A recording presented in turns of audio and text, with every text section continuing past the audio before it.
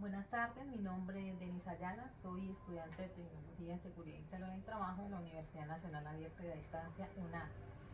En esta oportunidad realizaré una capacitación referente a la prevención de accidentes por monóxido de carbono.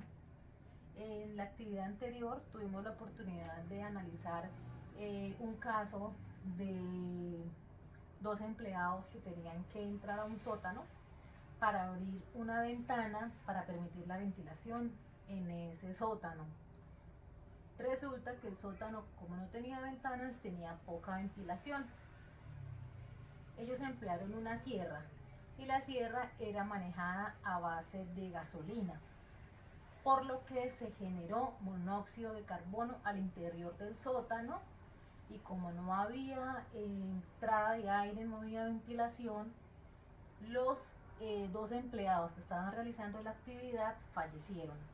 Entonces, la capacitación que vamos a ofrecer en este momento es para evitar que se vuelvan a presentar situaciones como esa que tuvieron que vivir esos empleados, y pues mucho menos en el campo en donde nosotros nos estamos desempeñando. Entonces, ¿qué es el monóxido de carbono? ¿Conoces qué es el monóxido de carbono? No. Bueno, el monóxido de carbono es un gas que no tiene olor, que no tiene color y que no tiene sabor, pero es altamente tóxico para el ser humano. Si este gas se respira en niveles elevados, puede generar la muerte. ¿Por qué se produce el monóxido de carbono?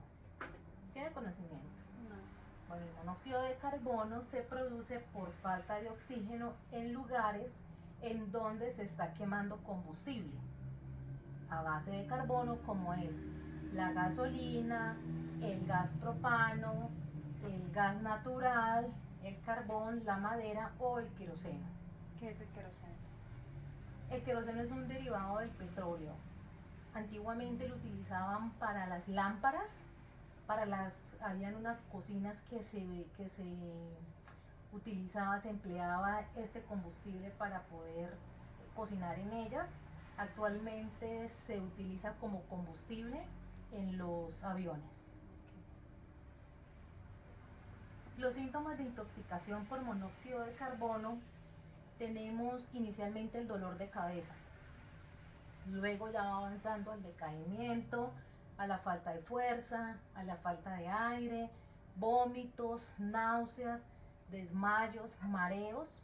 Y cuando estamos expuestos a niveles elevados de monóxido de carbono, podemos tener consecuencias fatales para nuestro organismo. Podemos tener un envenenamiento hemolítico, que es el daño de los glóbulos rojos en la sangre y por consiguiente la muerte. El límite permitido de exposición a este gas tóxico en un ambiente de trabajo es de 35 partes por millón para un tiempo de 8 horas. Cuando la concentración de gas es más alta, el tiempo permitido para estar en esta exposición se va reduciendo. Cuando nos encontramos expuestos a niveles de 1200 partes por millón, una persona puede fallecer entre 1 y 3 minutos. Entonces, para conocer la gravedad de la exposición a este agente tóxico. ¿En dónde encontramos nosotros ese monóxido de carbono? En los espacios confinados. Como le estaba comentando ahorita, este se generó en un sótano por falta de ventilación. Entonces, ¿qué es un espacio confinado? Según la resolución 491 del 2020, los espacios confinados se clasifican en dos tipos: abiertos y cerrados. Los abiertos, por su parte superior y de profundidad que dificultan la ventilación natural, como zanjas de más de 1.20 metros de profundidad, el cual no tiene ventilación adecuada, los pozos, los depósitos, entre otras cosas. Y el tipo de espacio confinado cerrado son aquellos lugares que tienen una pequeña abertura de entrada y salida, como por ejemplo los tanques, los túneles, las alcantarillas, las bodegas, entre otras cosas. Entonces el sótano de ahorita sería un espacio confinado cerrado. Cerrado, porque solo tenía una puerta de acceso. Listo, clasificación del riesgo.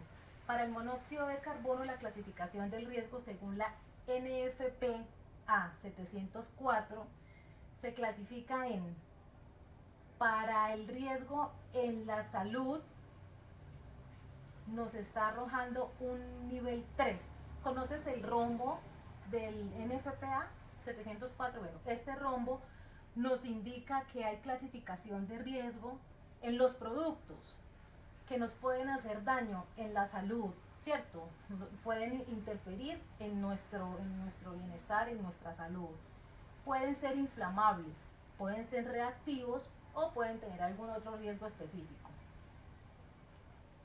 El tipo de riesgo se clasifica en números de 0 a 4, en donde el 0 es insignificante y el 4 ya es muy alto. Entonces, el monóxido de carbono nos dice que tiene un riesgo para la salud nivel 3, que es alto o severo, que tiene una inflamabilidad de 4, que es muy alto o extremo, y en reactividad nos dice que es 0, o sea que es insignificante y tampoco tiene riesgos especiales. ¿Qué debemos hacer cuando nos encontramos en un espacio en donde hemos detectado que hay monóxido de carbono? Debemos apagar los aparatos que tenemos encendidos, que son a base de gasolina, a base de gas, en fin, lo que hemos hablado ahorita. Debemos abrir puertas y ventanas y salir del lugar. Y si nos damos cuenta que el nivel es alto, que hay más personas alrededor, debemos avisar siempre a los servicios de emergencia. Este riesgo, como todos los demás, debe ser controlado y para eso utilizamos la jerarquía de controles. Tenemos control de eliminación, de sustitución, de ingeniería, controles administrativos y equipos de protección personal. En el control de eliminación tenemos definitivamente no usar aparatos a base de gasolina.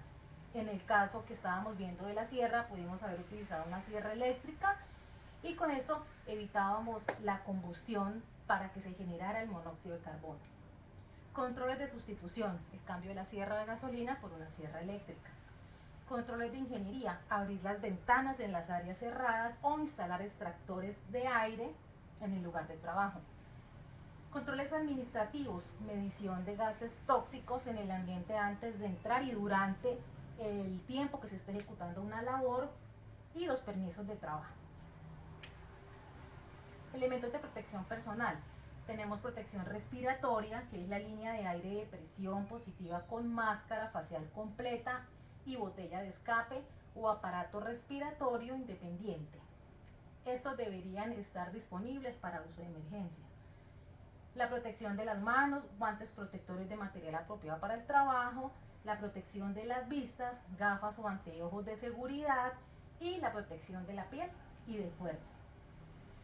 Zapatos de seguridad. Muchísimas gracias. A ti por enseñar.